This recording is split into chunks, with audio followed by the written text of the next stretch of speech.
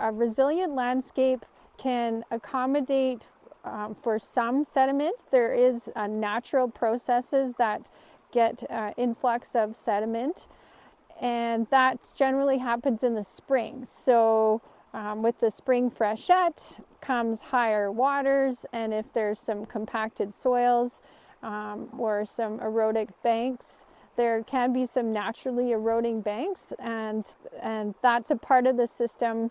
It happens in the spring, and the native fish are accustomed to that type of sediment load. The problem is we're less resilient is if there's an influx of sediment that is occurring during a non-natural time frame. So for example, in the heat of the summer, it's July and August, we're not usually getting the bigger rainstorms. Yet if we've got these compacted trails that aren't designed properly, or if there's a bridge crossing that is not being used, then we could start to get these funnels, and these roads become streams and bring in fresh flushes of sediment during times of the native trout's life cycle where it might impact them. So for example, bull trout, they spawn in the fall, and let's say we get a rainstorm and we have a high sediment load from a trail such as this in the fall. That could impact the reds, so the fish nest eggs. They need oxygen, they need circulation.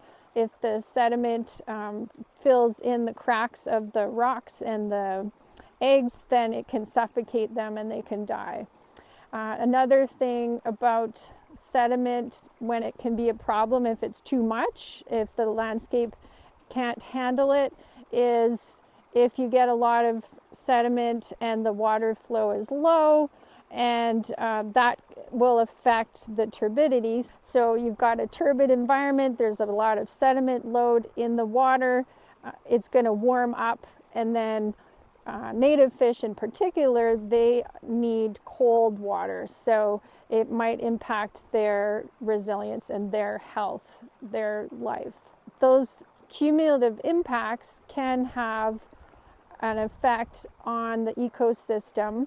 To rewind, there are natural processes to allow for sediment. So one of the ways to help mediate sediment infiltration is by having healthy riparian areas. So it would be an example of an unhealthy riparian area. There's not a lot of vegetation, deep-rooted vegetation along the stream banks. There we can see some sedimentation, we can see some water flowing through, and it's not having an opportunity to be filtered. So if we had a row of willows here, for example, they would help stop the flow, capture some of that runoff, and the sediment would settle out. There still might be a little bit reaching the creek, but it wouldn't be as high of a load.